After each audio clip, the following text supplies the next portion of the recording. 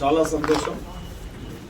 ఈ సమావేశానికి చేసినటువంటి గౌరవ పెద్దలు యాదన్న గారికి, బీసీ సోదరులకు, పత్రికా సోదరులకు అందరికీ నమస్కారాలు. నిన్న జరిగిన ప్రత్యేక సమావేశంలో అసెంబ్లీలో గౌరవ ముఖ్యమంత్రి వర్యులు స్వయాన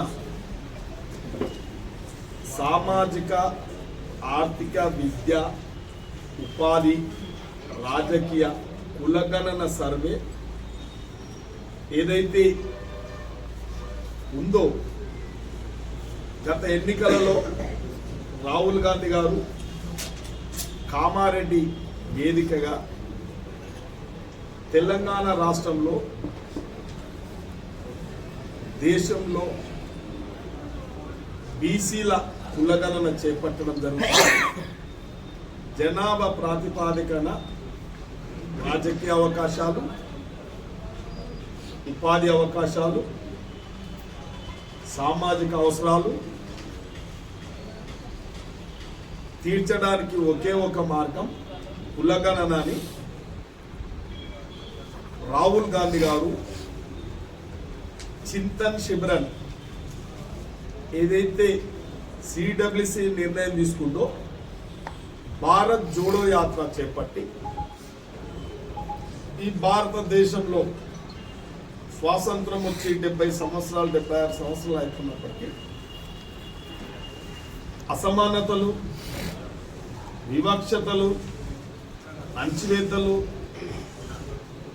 మతాల మధ్యల చిచ్చులు, కులాల మధ్యల చిచ్చులు, ప్రాంతాల మధ్యల చిచ్చులు ఇవన్నీ జరుగుతూ ఉన్నాయి. ఈ దేశం ఎటుపోతుందని చెప్పి ఒక బాధ్యత కలిగిన కుటుంబ భారతదేశ పౌరునిగా భారత్ జోడో యాత్ర చేపట్టి దాదాపు 4700 కిలోమీటర్లు పాదయాత్ర చేపట్టి వారు స్వయాన మన షాద్నగర్ కూడా రావడం జరిగింది. ఒక రాత్రి కూడా పండుకోవడం జరిగింది. ఇక్కడ మన స్థితిగతులను కూడా వారు గమనించడం జరిగింది. కాబట్టి దీని ఈ భారతదేశంలో ఉన్న బడుగు బలైన వర్గాలకు, తాడిత పీడిత వర్గాలకు సామాజికంగా, ఆర్థికంగా, ఉపాధి, రాజాధికారం కల్పించినప్పుడే వారి జీవితాలలో మార్పు చెందుతుందని చెప్పి అవకాశవాదులు కొంత అవకాశానుగుణంగా ఇష్టానుసారంగా ప్రవర్తిస్తారు. వాళ్ళకి సొంత ఎజెండా ఉండొచ్చు. కానీ పార్టీ ఇవాళ ఎంత చూడండి, మీరు కులగణన చేపట్టాలి అనేది మొట్టమొదటి సమావేశంలోనే కులగణన చేపట్టాలి ఫిబ్రవరి 2 తారీఖున తీర్మానం చేయడం జరిగింది.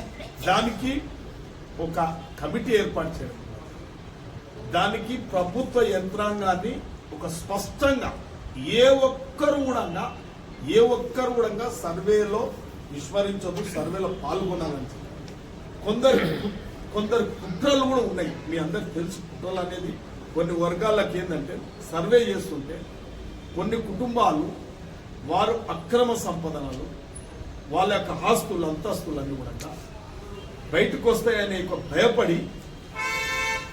భయపడి స్వయాన తెలంగాణ రాష్ట్రం బంగారు తెలంగాణ అవుతుంది అని చెప్పిన కుటుంబాలే సర్వేలలో పాల్గొంటాయి. ఎంత దుర్మార్గులు అంటే అంత దుర్మార్గులు. ముఖ్యంగా ఒక్కొక్క విషయాల్లో స్పష్టత లేక, అర్థం చేసుకోలేక ఇవాళ మీకు కూడా పత్రికా సోదరులు కూడా చెప్తా ఉన్నా నేను, ఇవాళ బోకస్ ఓట్స్ ఇలా హైదరాబాద్లో దాదాపు మీ అందరికి తెలుసు, ఉమ్మడి ఆంధ్రప్రదేశ్ కూడా ఇక్కడ ఓటర్స్ నమోదైంది. ఇవాళ మన తెలంగాణ రాష్ట్రంలో కూడా హైదరాబాద్లో ఎంతో మంది ఓటర్స్ నమోదైనారు. ఇలా ఉదాహరణకు నేనే చెప్తాను, మన తాలూకాలో పేర్లు చెప్పాను, ఒక 5-6 గ్రామాలల్లో ఇక్కడ ఓటర్గా నమోదైనారు, హైదరాబాద్లో ఓటర్గా నమోదు. అంటే సర్వేలో ఓటర్స్ ఇంతమంది ఉన్నారని చూపెట్టుకుంటూ అది ఎక్కువ ఉంది తక్కువ చేసేదాన్ని కాదు. ఒక నిబద్ధతతోనే ఇవాళ పెరిగింది కానీ తగ్గలేదు. వారి యొక్క సంఖ్యలు వారనుకున్న విధంగా వాళ్ళ ఒకరోజు సమగ్ర మేఘాల మీద చేసింది. నువ్వు అమెరికాలో ఉన్నవాడు కూడా రావాలి ఇక్కడికి అనేది ఆతృత పెట్టి అదేదో చేసి ఒక డాక్యుమెంట్ గా ఒక పబ్లిక్ లో పెట్టిన అలా సర్వే రిపోర్ట్ ఒక అసెంబ్లీలో కానీ పెట్టినా లేదు, ఒక అథెంటిక్ వెబ్సైట్ లోనన్నా పెట్టినా వాళ్ళంతలో వాళ్ళు చేసుకుని వాళ్ళ కుటుంబ సర్వే, వాళ్ళ కుటుంబం దగ్గర ఎవరిది ఏంది అనేది తీసి పెట్టుకున్నారే తప్ప ఆ సర్వే చేసుకొని ఈ రాష్ట్రంలో అంతా దూపిడి గురైపోయింది తప్ప మరి ఛాలెంజ్ ఇలా నిలబడి నిజంగానే నిలబడలేవు. నువ్వు ఎందుకో ఇలా మీరు కూడా 42% ఇస్తామన్న మునగాళ్ళు ఉన్న 35% తీసుకొచ్చి 27% చేశారు. అంటే ఎప్పటికప్పుడు కపటాలతో మాటలు కాబట్టి ఇవాళ మా పార్టీలో మాట్లాడినా ఎవరు మాట్లాడినా మీకు తెలుసు. జాతుల నుంచి కూడా మనం నిజంగా చెప్తున్నా ఇలా కురుమలల్లా వీర్ల ఆయిలయ్యలు ఎంత రాజకీయ ఉద్దండులు ఉన్నప్పటికీ అక్కడ వీర్ల ఆయిలయ్యను ఇక్కడ నన్ను కూడా తేవడం జరిగిందంటే ఇది ఆశామాషి కాదు. రాజకీయాలలో ఇలా కొందరు ఆధిపత్యంలో ఒక వాళ్ళ ఉద్దండులుగా ఉంటారు కాబట్టి ఇటువంటి సాధ్యమయ్యేది కాంగ్రెస్ పార్టీలో ఎటువంటి వాడైనా నాయకుడు కాగలుగుతాడు. ఇవాళ సామాజిక నేపథ్యం కలిగిన పార్టీ కాంగ్రెస్ పార్టీ.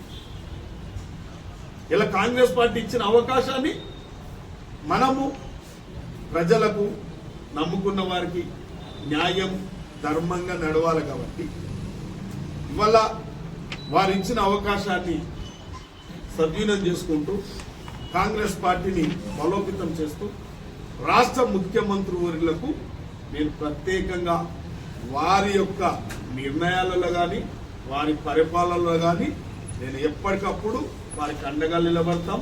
వారు ఇచ్చిన అవకాశాన్ని సద్వినియోగం చేసుకుంటాం. అది ప్రజలకు సద్వినియోగం నా బాధ్యతను మైపంచుకోను. ఇలా అభివృద్ధి కార్యక్రమం సంక్షేమాలన్నీ మీరు చూస్తూ ఉన్నారు. ఇలా ఒక ఎమ్మెల్యేగా తన బాధ్యతను సక్రమంగా నిర్వర్తించాలి కాబట్టి ఇలా ఒక సామాజిక వర్గమే రాజకీయాలు చేయగలుగుతాయా?